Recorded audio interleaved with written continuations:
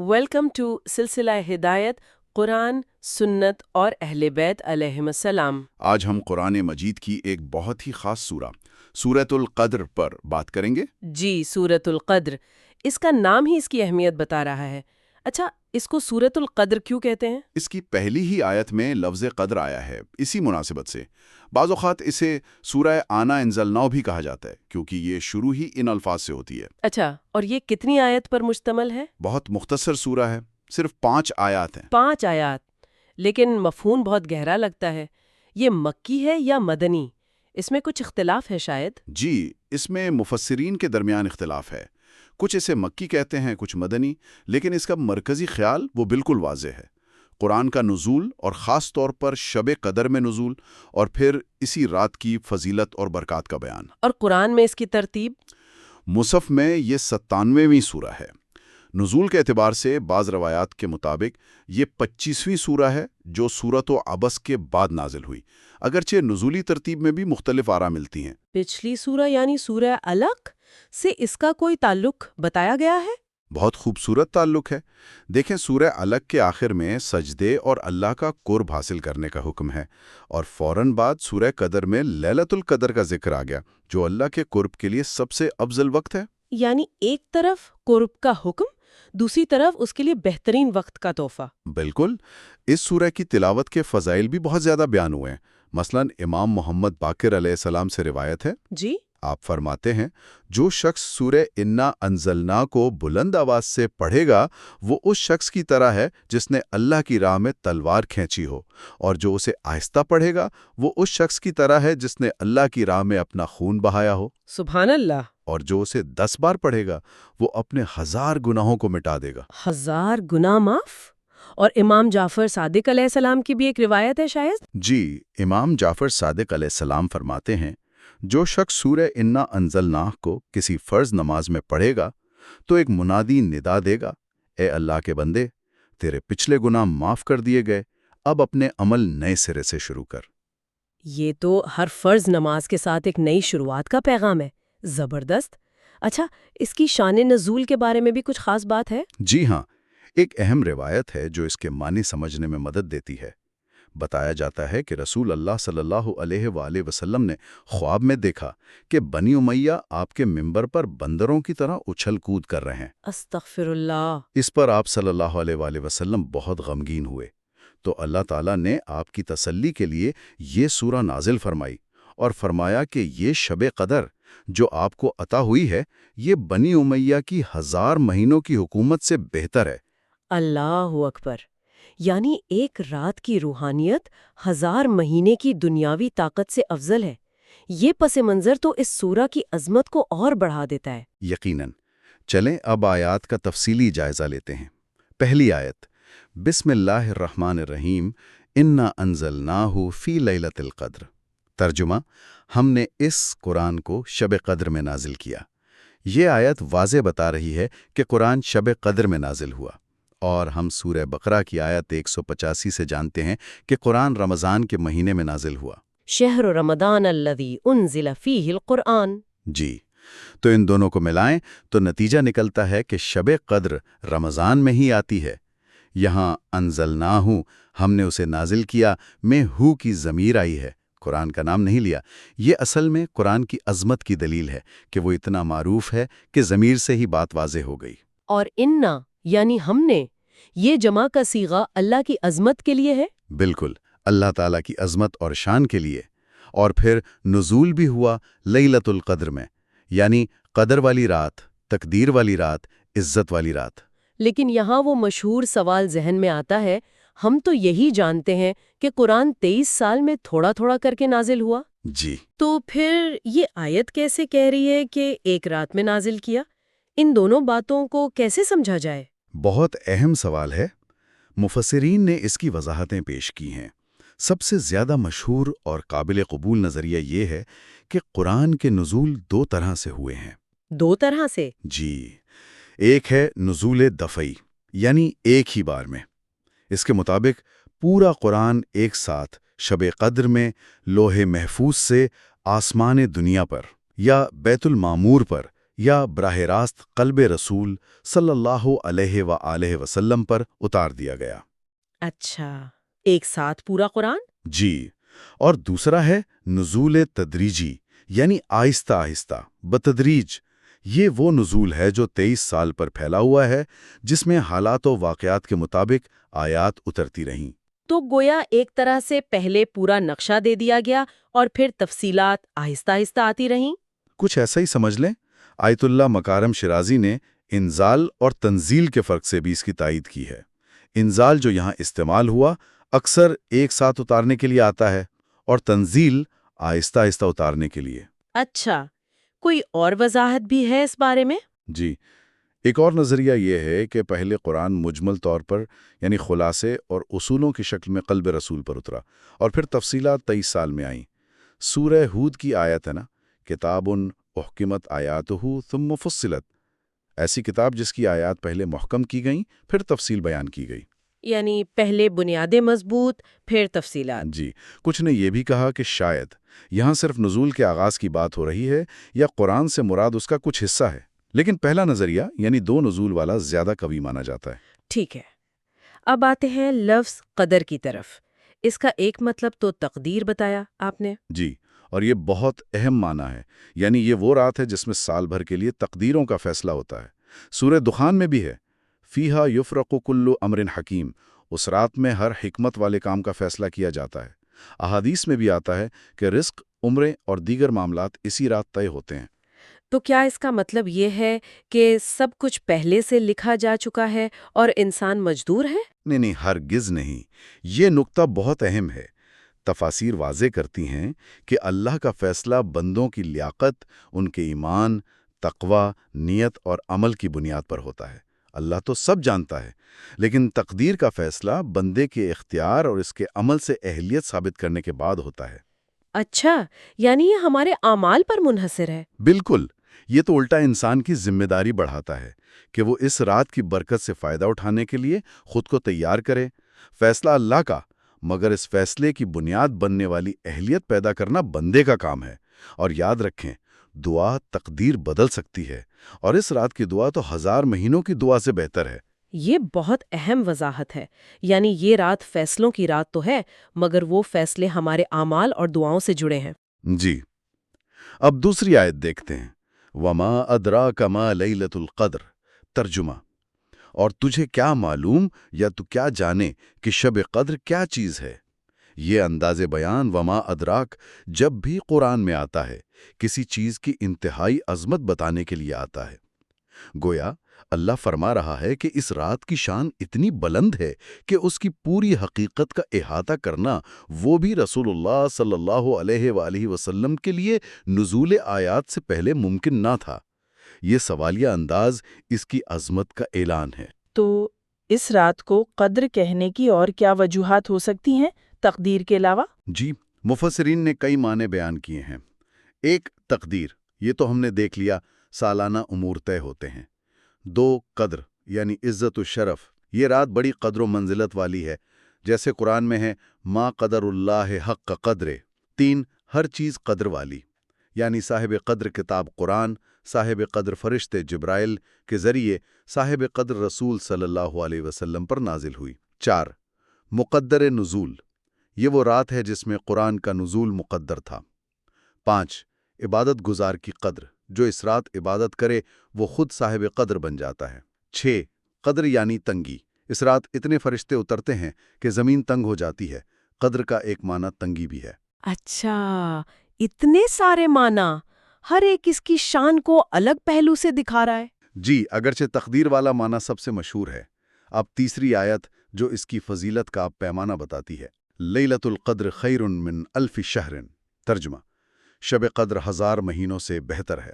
1000 مہینوں سے بہتر، برابر نہیں بلکہ بہتر۔ جی، خیر من، کتنا بہتر یہ اللہ ہی جانتا ہے۔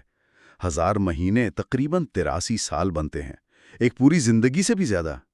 یعنی اس ایک رات کی عبادت ایک لمبی بابرکت زندگی کی عبادت سے بھی افضل ہے۔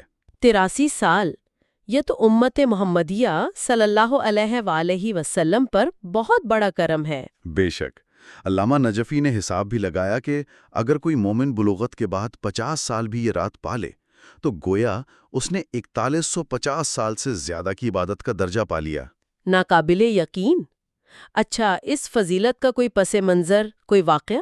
جی، تفسیر نمونہ میں 2 روایات ملتی ہیں۔ ایک یہ کہ نبی کریم صلی اللہ علیہ وآلہ وسلم نے بنی اسرائیل کے ایک مجاہد کا ذکر کیا جس نے 1000 مہینے اللہ کی راہ میں جہاد کیا۔ صحابہ نے ایسی فضیلت کی خواہش کی تو اللہ نے شب قدر عطا فرما دی جو ان 1000 مہینوں سے بھی بہتر ہے۔ اچھا۔ دوسری روایت میں بنی اسرائیل کے 4 ایسے عبادت گزاروں کا ذکر ہے جنہوں نے 80 سال مسلسل عبادت کی اور کوئی گناہ نہ کیا۔ صحابہ نے پھر خواہش کی تو اللہ نے یہ سورہ نازل فرمائی۔ یہ واقعات تو اس کی قدر اور بڑھا دیتے ہیں، لیکن یہ جو 1000 کا عدد ہے، کیا یہ بالکل 1000 ہی مراد ہے یا کثرت بتانے کے لیے ہے؟ آیت اللہ مکارم شرازی روایات کی روشنی میں اسے عدد ہی مانتے ہیں۔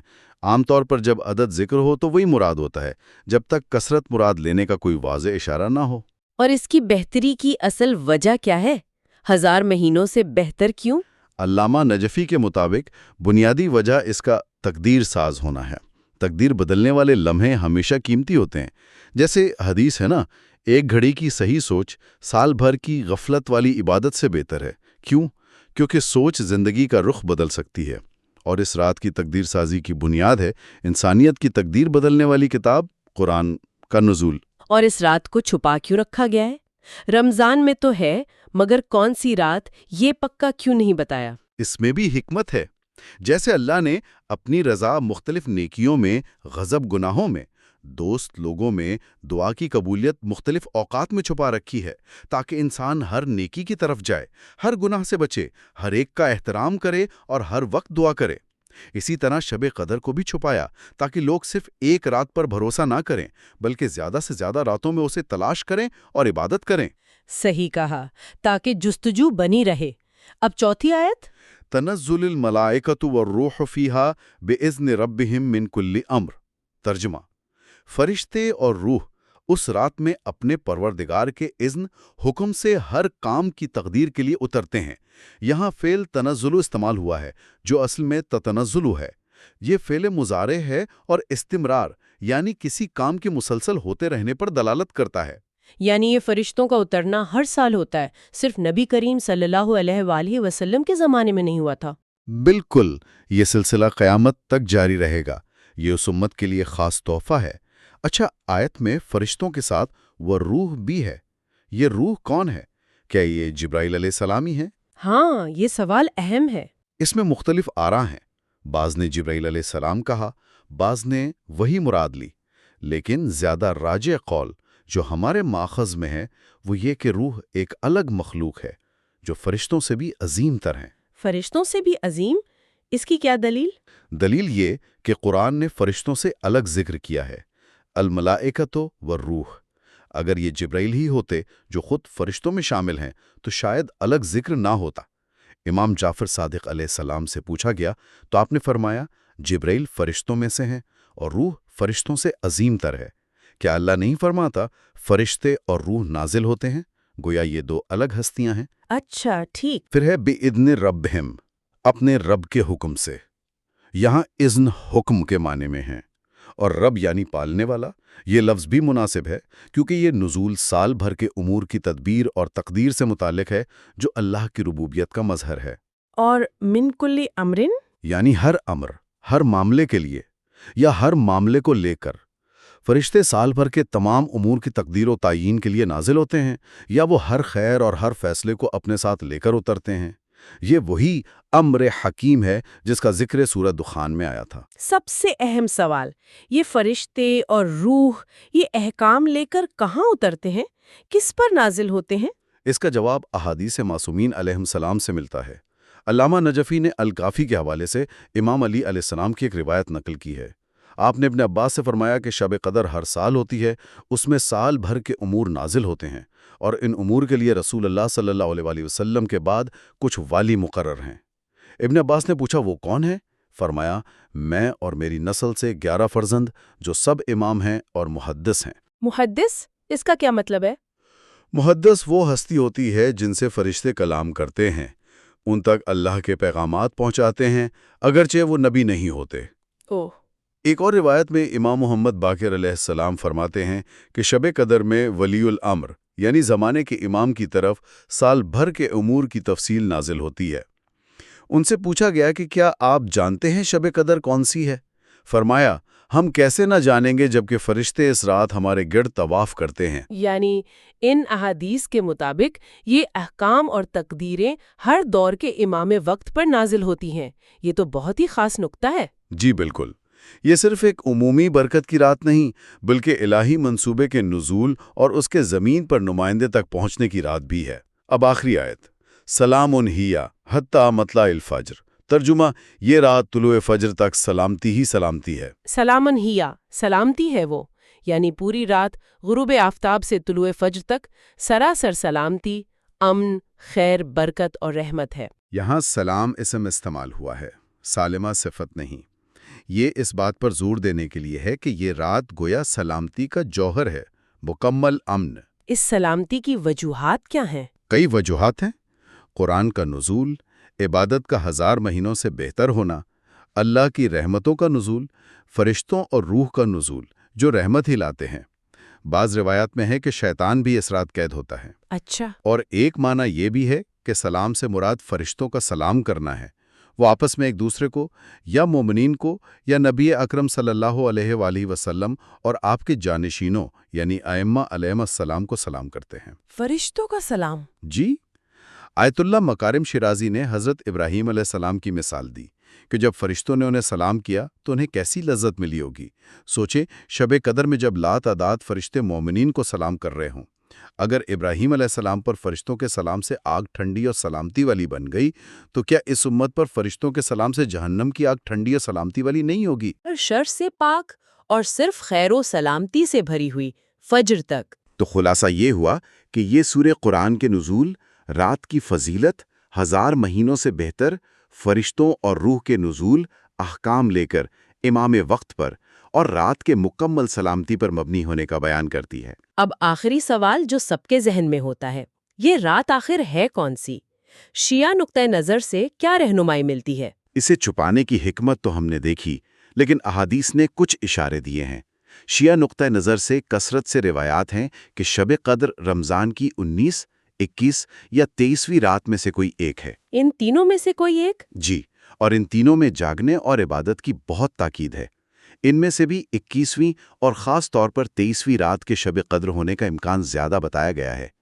امام جعفر صادق علیہ السلام سے روایت ہے کہ 19ویں شب تقدیر ابتدائی فیصلہ، 21ویں شب ابرام حتمی فیصلہ اور 23ویں شب امضا نافذ ہوتی ہے۔ اچھا، یہ مراحل ہیں۔ اور اہل سنت کے نزدیک؟ ان کے ہاں اختلاف زیادہ ہے، کئی راتیں ذکر ہوتی ہیں، لیکن اکثر علماء 27ویں کو ترجیح دیتے ہیں۔ تاہم علامہ نجفی نے ان کی اپنی کتابوں صحیح مسلم، بخاری وغیرہ سے روایات نقل کی ہیں جن سے 21ویں اور 23ویں کی بھی تائید ہوتی ہے۔ مثلاً ایک صحابی کی روایت ہے کہ نبی کریم صلی اللہ علیہ وآلہ وسلم نے فرمایا، وہ رات 23ویں کی رات ہے۔ 21ویں اور 23ویں کی صبح آپ کی پیشانی پر مٹی اور پانی کے نشانات دیکھے جانے کی روایات ہیں۔ یعنی 21 اور 23 کی اہمیت پر دونوں طرف دلائل موجود ہے۔ جی، جبکہ شیعہ ماخذ 19 کو بھی شامل کرتے ہیں۔ اصل بات یہ ہے کہ ان ممکنہ راتوں میں، خاص کر آخری عشرے کی طاق راتوں میں، اس عظیم رات کو تلاش کرنے کی پوری کوشش کی جائے۔ بالکل صحیح۔ یہ سال میں ایک بار ملنے والا انمول موقع ہے جس کی قدر کرنی چاہیے۔ جی، اسی کے ساتھ اس گفتگو کو سمیٹتے ہوئے ایک نقطہ غور و فکر کے لیے چھوڑے جاتے ہیں جی؟ کہ جب ہم یہ جان لیتے ہیں کہ اس رات سال بھر کے فیصلے ہماری لیاقت اور عمل کی بنیاد پر ہوتے ہیں، تو پھر ماہ رمضان کے دوران اور خاص طور سے ان اہم راتوں میں شعوری طور پر اپنی نیتوں اور اعمال کی اصلاح کرنا کس طرح ہمیں اپنے لیے بہترین ممکنہ تقدیر حاصل کرنے میں مددگار ثابت ہو سکتا ہے؟ بہت گہرا سوال ہے۔ اسی سوچ کے ساتھ سلسلہ ہدایت کی اس نشست کا اختتام کرتے ہیں۔